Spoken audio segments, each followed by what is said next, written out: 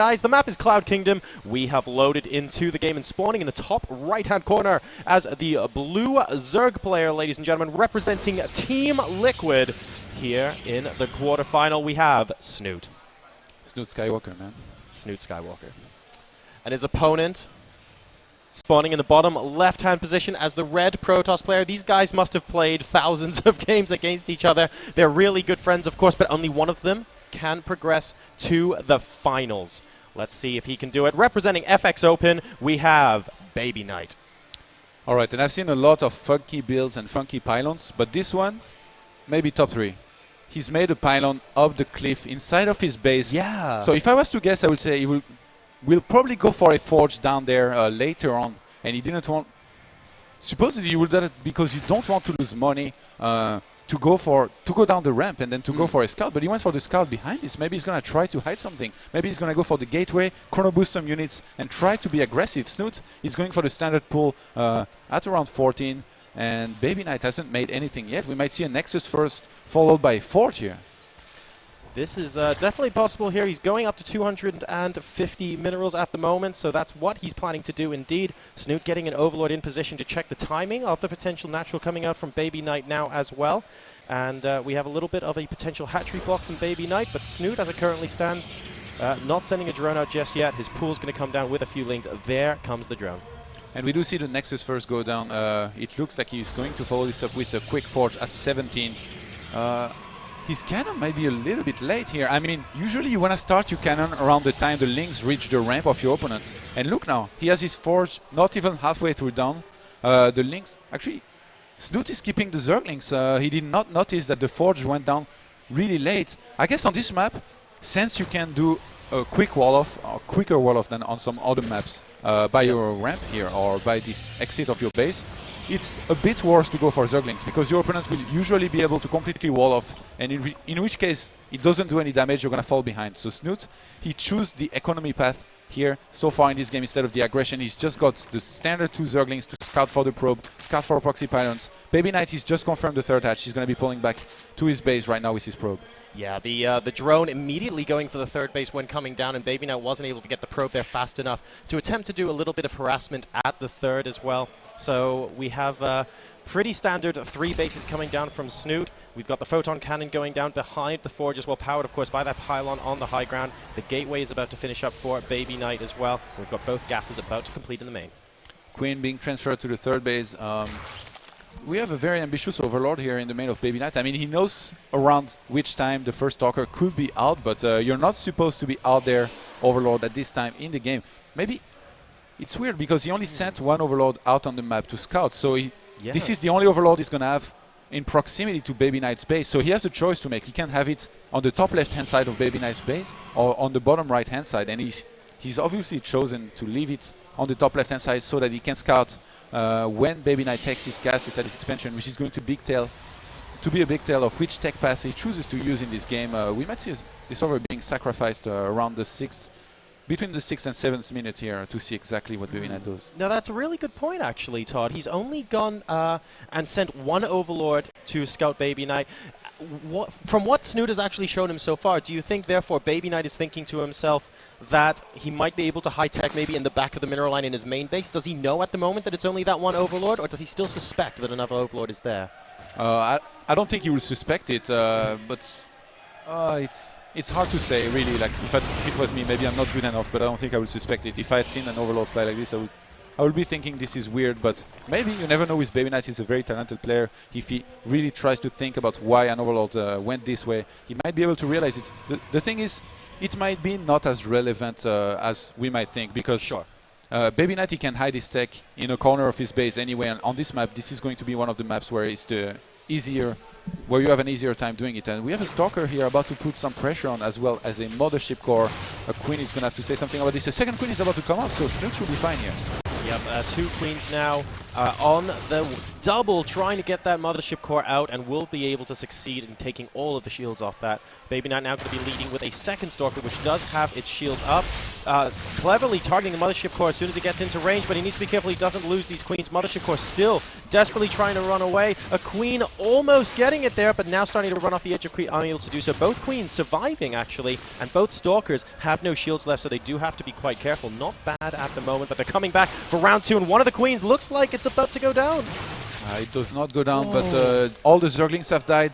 Those Stalkers are going to go for the Queens. He has to pull back. He's going to get chased down, and both of the Queens might die here. Yes, and one Stalker does fall as well. It was a nice trade for BabyKnight here, definitely. Yep. But Snute, he's on 56 drones to 37 probes. BabyKnight going for the quick third here.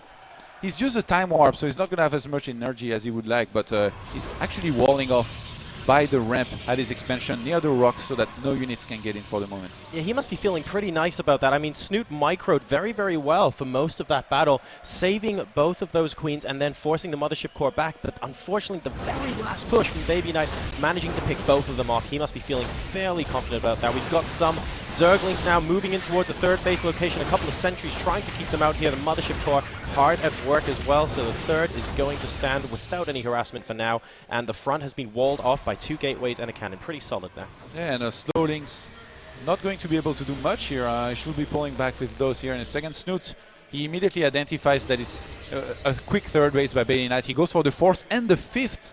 So he's going to go very economic, play heavy here in this game.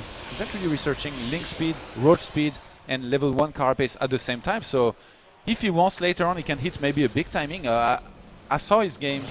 Wait, a couple of Zerglings here are getting overly ambitious. They do not even have speed just yet. They're going to have to pull back for the moment. And a BabyKnight behind this, he's getting level 1 armor upgrades. He's getting a Twilight Council here finally when this is about half. I'm surprised he hasn't gone for a second Forge. Usually when you go for this, you can make a second Forge very easily and even support Colossi tech if you want to. We do not have a Robobait just yet. Well, do you think he's going to go Colossus? Oh, he has a lot of gas in the bank at the moment, Todd. It's going up to 600 right now. So I wonder if that means he's going to be warping in a bunch of sentries or something like that. But, you know, he's taking the time to go up to 3 bases. He's getting that tech down. I would love to see Colossus. I agree with you. Because the cliff edges all the way across the center of the map here on Cloud Kingdom do benefit Colossi quite a bit. So let's see if that ends. Oh wow, and that's why he has the gas. So never mind with the Colossus. Double Stargate appears to be the order of the day. And this might be a safety Stargates in case he faces Mutas.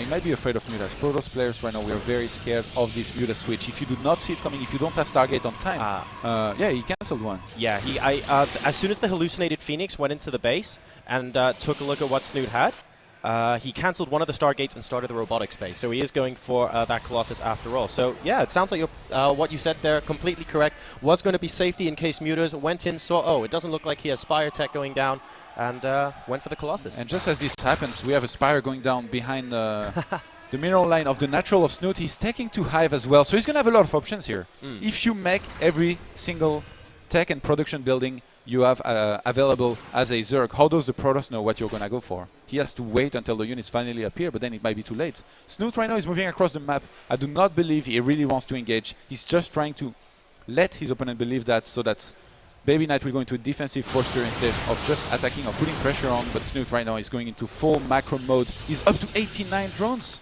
To 72 probes right now. Yeah, he also just finished another 22 Zerglings too, so really trying to ramp up the amount of potential pressure he can do here. We've got the Baneling Nest as well coming down in the back, so those Lings that he just produced may eventually become Banelings to support some sort of sustained attack.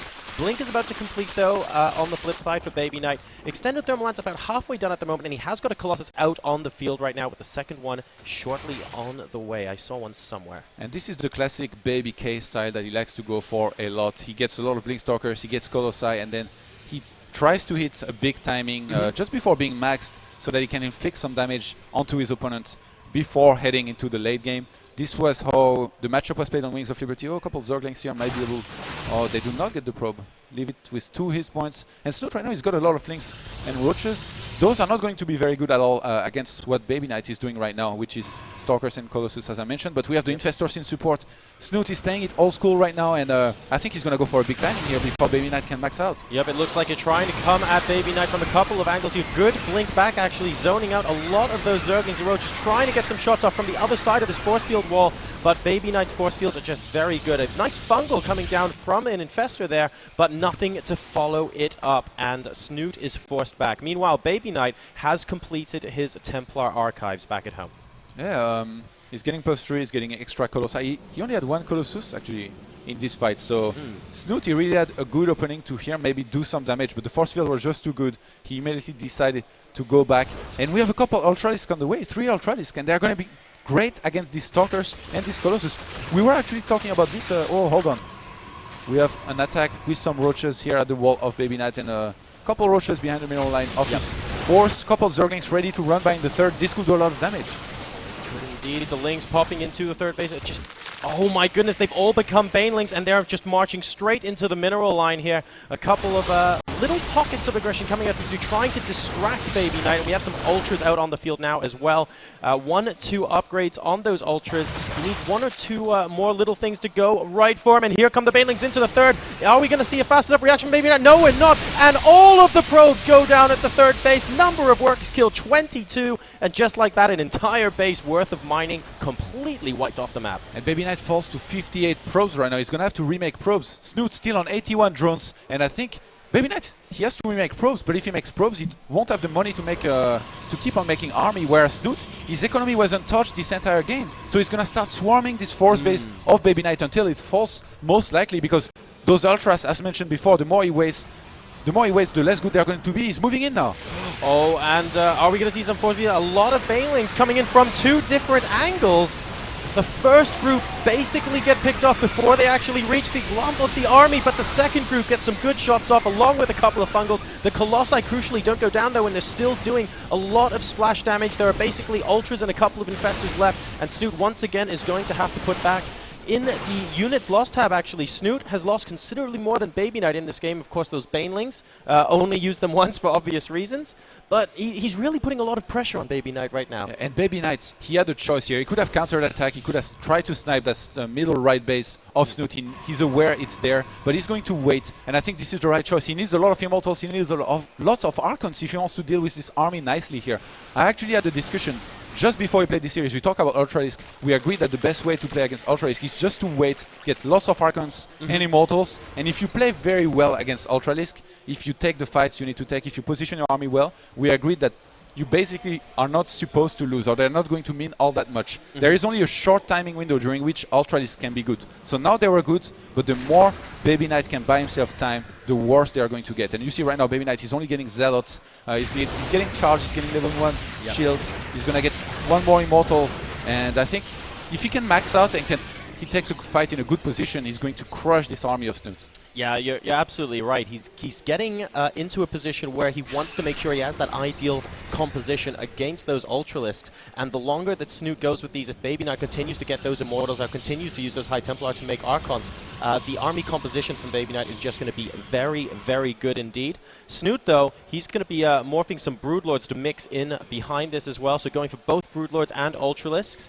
And that means that depending on the army composition of the next fight, Snute would be able to choose between one or the other very quickly. And Kaitino's plating was forgotten about. Oh, look at his Ultras. They're only 2-2. He's going to start 3-3 now, but he's still not researching Kaitino's plating for the extra +2 armors. Oh, and that affects a lot about how much damage these Ultralisks can take. That Chitinous plating upgrade allowing them just to tank so much more. Great spot there, Todd. And it looks like we have the engagement happening right now. A lot of storms going down on the Ultras, and the DPS from this army is so unbelievably much. Blinking underneath the Broodlords as well that were behind. Snute simply engaging prematurely by the looks of things, and BabyKnight storming through towards this 3 o'clock base location. And the victory as well. Most likely he's getting Tempest behind this. He knows there is Broodlords already. He knows that Snute is going to try and remake Broodlords, although he killed most of them. He's going to make the last one fall here. And we have a lot of Zerglings and Ultralisk on the way. I think Snute is going to try to flank this army maybe. He realizes the hatchery is already down, and he's just going to wait maybe right after this. He's trying to retake a base on the top left-hand side of the map. I think BabyKnight is just going to regroup here, max out,